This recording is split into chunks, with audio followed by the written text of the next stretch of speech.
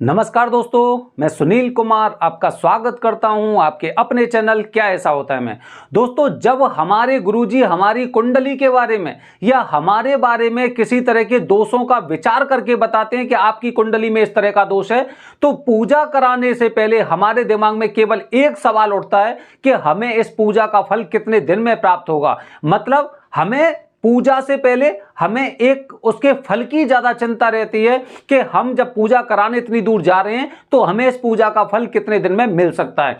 दोस्तों, आज मैं अपनी वीडियो के माध्यम से आपको बताने का प्रयास कर रहा हूं कि अगर आप पितृदोष की पूजा करने वाले हैं, करने जाने वाले हैं, तो आपको उस पूजा का फल कितने दिनों में मिलेगा। वैसे अगर सारी चीजें अगर आपके फेवर में है, ठीक है, अगर आपके साथ में, तो निश्चित रूप से इस पूजा का फल आपको एक सप्ताह के अंदर मिल जाता है। एक सप्ताह के अंदर आपको उसके परिणाम दिखाई देने लगते हैं। मैं ये नहीं कह रहा कि आपको 100% उसके परिणाम दिखाई दे रहे हैं, लेकिन मैं तो ये कह रहा हूं कि 10% आपको एक सप्ताह के अंदर पता चलने लग जाता है कि आपको उस पूजा का फल प्राप्त हो रहा है। लेकिन कहते ना, हर चीज की एक कंडीशन होती है। अगर आप डॉक्टर के पास जाएंगे, डॉक्टर से कहेंगे डॉक्टर साहब मुझे ये समस्या है, तो सबसे पहले वो आपकी जांच करेगा कि आखिरकार आपके साथ और कौन कौन सी और समस्याएं। काफी लोगों की सर्जरी होने वाली होती है, तो डॉक्टर पहले देखते हैं डॉक्टर देखते हैं कि इनका शुगर लेवल कैसा है, इनका बीपी कैसा है। इसी तरह से जब आप पितृदोष की पूजा करने जाते हैं तो काफी फैक्टर ऐसे होते हैं जो उस पूजा के फल को निर्धारित करते हैं, उस पूजा के फल को। उनमें से महत्वपूर्ण चीजें आप खुद समझ सकते हैं कि अगर आपको फल की चिंता और आप ये जानना चाहते हैं कि आपको पूजा का फल कितने दिन में मिलेगा, तो ये वीडियो आपके लिए। अच्छा, इसमें सबसे महत्वपूर्ण बात दोस्तों ये होती है कि उस पूजा का सर्वोत्तम मुहूर्त, उस पूजा का सर्वोत्तम मुहूर्त कौन सा है और क्या हम उसमें पूजा करने वाले हैं। कहते हैं ना, काफी लोग कुंभ नहाने जाते हैं, कुंभ 12 साल में एक बार लगता है, तो कुंभ नहाने जाते हैं तो उसका फल मिलता है, लोगों को दिखाई देता है। इसी तरह से जब हम पितृदोष की पूजा करने जा रहे हैं तो हम कब करा रहे हैं, उसका मुहूर्त कब है। जैसे कि पितृदोष की पूजा का सर्वोत्तम मुहूर्त पितृपक्ष होता है, ठीक है। उसके पश्चात स्थान आप कौन से स्थान पर पितृदोष की पूजा कराने जा रहे हैं। अगर स्थान की बात करते हो, त्र्यंबकेश्वर सर्वोत्तम स्थान है पितृदोष की पूजा का।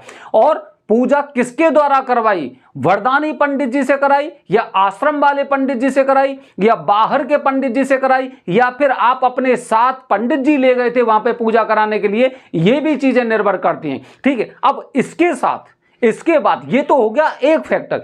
इसके अलावा आपकी पूजा पर जो प्रभाव डालते हैं, वो प्रभाव सबसे पहले एक महत्वपूर्ण चीज डालती है, वो ये डालती है कि आपने अपने परिवार में, अपने घर में क्या भगवान का अनादर किया है, भगवान का, मंदिर का, देवी देवताओं का अनादर किया है। जैसे कि काफी लोग होते हैं, काफी लोग अपने मंदिर में साईं, फकीर और ये कुछ अन्य धर्म के जो लोग होते हैं, या फिर कुछ अपने अपने माता पिता की फोटो रख लेते हैं जो इनके पूर्वज होते हैं, ठीक है, या फिर जो इनके गुरु होते हैं उनकी फोटो रख लेते हैं। इसका मतलब यह है कि आपको इस पूजा का परिणाम नहीं मिलने वाला है, क्योंकि आपसे भगवान पहले से रुष्ट हैं और आप भगवान का रोजाना अनादर कर रहे हो। उनके साथ आप ऐसे लोगों की, अन्य धर्म के लोगों की, या फिर अपने जो पूर्वज है उनकी तस्वीर रख रहे हैं, तो निस्संदेह आप पूजा करा के तो आ रहे हैं, लेकिन आप एक बात ध्यान रखना कि आपको हो सकता है पूजा का फल बहुत ही विलंब से मिले, ठीक है।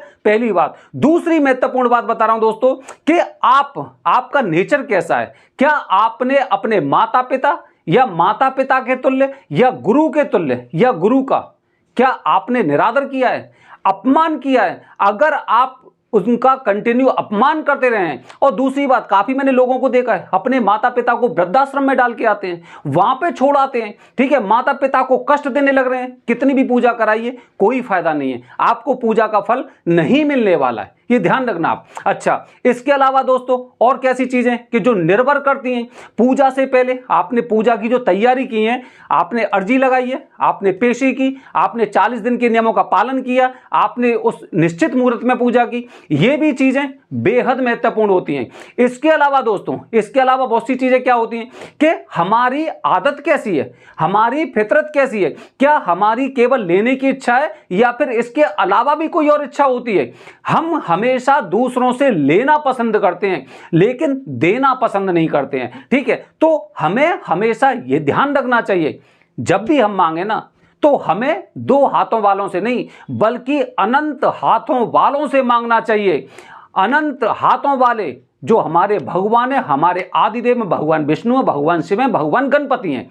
लेकिन हम इंसान से एक गलत तरीके से भी हम उससे धन प्राप्त करना चाहते हैं, चोरी करते हैं या ईर्ष्या के बदले हम उसे एकदम नीचे गिराने का प्रयास करते हैं। यह भी पितृदोष की पूजा में बहुत ही ज्यादा एक महत्वपूर्ण अंग होता है। ठीक है, अच्छा, इसके अलावा पूजा का फल इसके अलावा यह भी निर्भर करता है कि आपकी कुंडली में और कितने तरह के दोष हैं और कौन कौन से दोष हैं।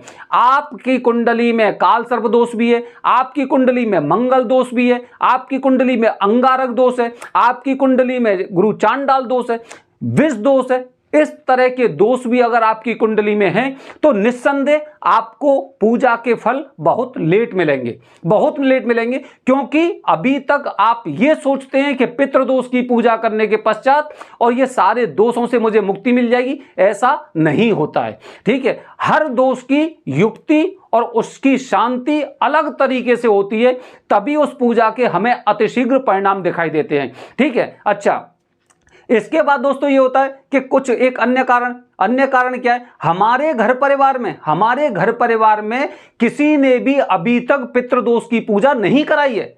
मतलब सदियों से पीढ़ी दर पीढ़ी हम जीते रहे लेकिन हमने कभी भी अपने पितरों को सदगति प्राप्त करने का मतलब कहते ना, हमने मौका ही नहीं दिया कि हम उनकी सदगति की प्राप्ति के लिए पितृदोष की पूजा करवा सकें। ठीक है, हमने कभी पूजा नहीं करवाई। हमारी उम्र इस हिसाब की 60-70 साल के हो गए तब हमें याद आया कि पितरों के लिए हम कुछ करें। ठीक है, तो जब हम 40 साल में, 45 साल में, 50 साल के पहुंचने के पश्चात भी अगर हमने पितृदोष की पूजा नहीं की है तो आप ये मान सकते हैं कि आपको उस पूजा के बहुत विलंब से रिजल्ट मिल सकते हैं, बहुत देरी से रिजल्ट मिलेंगे। अच्छा, इसमें दोस्तों क्या होता है कि जो लोग थोड़ा जल्दी पूजा करा लेते हैं उनको पूजा के परिणाम बहुत शीघ्र मिलते हैं। सपोज करते हैं, उदाहरण के लिए, अगर मेरे पिताजी ने पितृदोष की पूजा कराई थी तो निस्संदेह मुझे इस पूजा के अतिशीघ्र फल मिलेंगे पितृदोष की पूजा करने के पश्चात, क्योंकि मेरे पिताजी इस पूजा को करा चुके थे। उन्होंने पितरों की सदगति के लिए जो उपाय बताया सनातन धर्म के अनुसार उसे उन्हें कंप्लीट किया है, पूरा किया है। अब उसके पश्चात जब मैं कर रहा हूं तो मतलब मुझे उस पूजा का अतिशीघ्र फल मिलता है। ठीक है, इसी तरह से दोस्तों आपके घर परिवार में काफी लोग मैंने ऐसे देखे अपने पितरों का श्राद्ध नहीं करते। किसी के कहने पर कोई कहता है कि गया जी में आपने पिंडदान कर दिया, हरिद्वार में पिंडदान कर दिया या फिर काशी में आपने पिंडदान कर दिया तो आपको पितृदोष की पूजा मतलब नहीं करनी चाहिए। कोई जरूरी नहीं है, आवश्यकता नहीं है। लेकिन यह भी एकदम गलत है। हमें पितरों का श्राद्ध अवश्य करना चाहिए और जरूर करना चाहिए। जो श्राद्ध की विधि बताई गई है, दो दिन श्राद्ध होता है पूरे साल में। एक जो पुण्यतिथि होती है उस दिन, और पूरे विधि विधान से, ऐसे नहीं कि आप एकदम फॉर्मेलिटी के लिए कर रहे हैं। जैसे पहले तर्पण होगा, पिंडदान होगा, ब्राह्मण भोजन होगा, उसके बाद स्वयं भोजन करना, परिवार के लोग भोजन करें, इसी तरह से। और दूसरा, आपको पितृपक्ष में भी उसी तरह का श्राद्ध करना चाहिए। तो दोस्तों अगर आप इन सब कार्यों को नहीं करते हैं, आपने अपने आसपास अपने मंदिर में भगवान का अपमान कर रहे हैं, आप अपने माता पिता या माता पिता तुल्य का अपमान कर रहे हैं, आप गुरु का अपमान कर रहे हैं, कंटिन्यू आपकी कुंडली में अन्य तरह के दोष हैं। ठीक है, आप अपने पितरों को नहीं मानते हैं, आपके घर में किसी ने पितृदोष की पूजा नहीं की है। ठीक है, आप अपना श्राद्ध नहीं करते अपने पितरों का। ठीक है, तो आप ये मानिए कि आप पूजा करने जा रहे हैं, आपको फल की चिंता है। आप ये देखिए आपकी नींव कैसी है। नींव जितनी मजबूत होगी भवन उतना ही मजबूत होगा, पिलर जितने मजबूत होंगे। लेकिन हमारे पिलर कैसे हैं ये हमें खुद पता रहता है। हम किस तरह से इस कार्य को करते आए, हमारे परिवार के लोग किस तरह से इस कार्य को करते आए, तो पूजा का फल भी उसी तरह से मिलेगा। मैंने बहुत से लोग देखे हैं जो पितृदोष की पूजा 30 दिन की पूरी होती है, उसके पश्चात उन्हें त्र्यंबकेश्वर में ही फोन आ जाता है, आपकी नौकरी लग गई, आपकी माता जी को हॉस्पिटल से छुट्टी मिल गई। मतलब इस तरह के वो हमने इंसिडेंट ऐसे देखे।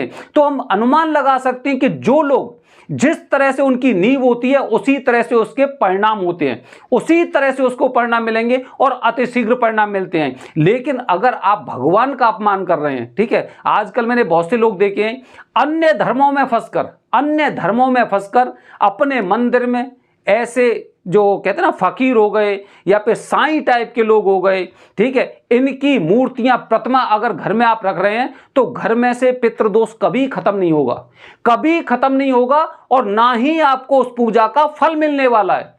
मैं चैलेंज कर रहा हूं आपको, आप ऐसा कार्य करिए और देखिए आपको पूजा का फल नहीं मिलेगा। तो ध्यान रखें, मैं केवल साईं की बात नहीं कर रहा हूं, मैं फकीर जितने लोग हैं, जो फकीर हैं, जो अपने धर्मों के नहीं है, मैं उनकी भी बात कर रहा हूं, जो हमारे पूर्वज हैं मैं उनकी भी बात कर रहा हूं, मैं सबकी बात कर रहा हूं। मतलब भगवान के साथ कोई समझौता नहीं। हमारे मंदिर में हमारे सनातन धर्म के अनुसार भगवान रहेंगे, वही रहने चाहिए। अगर आप उनका अपमान कर रहे हैं तो आप घर पे बैठिए, आपको पूजा कराने की बिल्कुल आवश्यकता नहीं है। बने रहिए हमारे चैनल के साथ दोस्तों। हर हर महादेव।